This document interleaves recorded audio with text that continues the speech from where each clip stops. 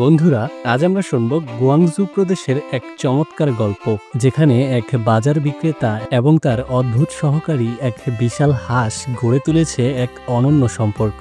গল্পের শুরুটা ৩ বছর আগে। শাওমেই ইয়াং নামের এক বাজার বিক্রেতা কিনেছিলেন একটি হাঁস। প্রথমে সেটি ছিল শুধুই একটি পোষা প্রাণী, কিন্তু ধীরে ধীরে শাওমেই আবিষ্কার করলেন এই হাঁসটি তার কাজে অসাধারণভাবে সাহায্য করতে পারে। শাওমেই জানালেন, আমার বড় হাঁসটি গাড়ি টানতে পারে, সবজি তুলতে পারে, এমনকি পানি বহনেও সাহায্য করে। বাজারে যখন সবজি বিক্রি করি তখন এটি আমার স্টল পাহারা দেয়। ভিডিও ফুটেজে দেখা যায় হাঁসটি প্যানিয়ারের মতো বিশেষ ব্যাগে সবজি বহন করছে, কাঠের সেতু পেরিয়ে বাজারে পৌঁছাচ্ছে, আর দিনের শেষে ক্লান্ত হয়ে পানিতে গোসল করছে। শাওমেই আরও বলেন, শুরুতে যখন ওকে গাড়ি টানাতে চাইলাম ও নদীর পাড়ে পালিয়ে গেল, ভয়ে পানিতে লাফ দিল। তবে ধৈর্য ধরেছি, প্রশিক্ষণ দিতে আমাকে 6 মাস সময় লেগেছে। ধীরে ধীরে ও সব শিখে ফেলল। প্রতিদিনের কাজ করতে করতে শাওমেই আর তার হাঁসের মধ্যে গড়ে উঠেছে গভীর বন্ধুত্ব।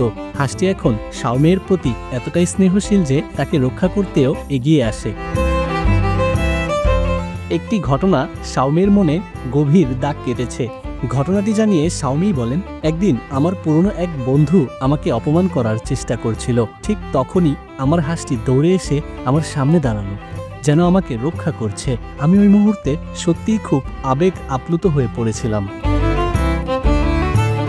শাওমেইয়ের জন্য তার হাঁস শুধু একটি সহকারী নয়, বরং পরিবারের মতোই। তিনি বলেন, আমার এই হাঁস ছাড়া আমি কি করব জানি না, ও আমার জীবনের অংশ হয়ে গেছে। বন্ধুরা, এই গল্পটি আমাদের শেখায় সঠিক যত্ন আর ভালোবাসায় যে কোনো সম্পর্ক গভীর হতে পারে, এমনকি একজন মানুষ আরেকটি হাঁসের মধ্যেও। তো বন্ধুরা, গল্পটি যদি ভালো লেগে থাকে তাহলে অবশ্যই আমাদের চ্যানেলটি সাবস্ক্রাইব করতে ভুলবে না, এবং নিচের কমেন্টে গল্পটি তোমার কেমন লাগলো সেই মতামত জানাতে ভুলবে না।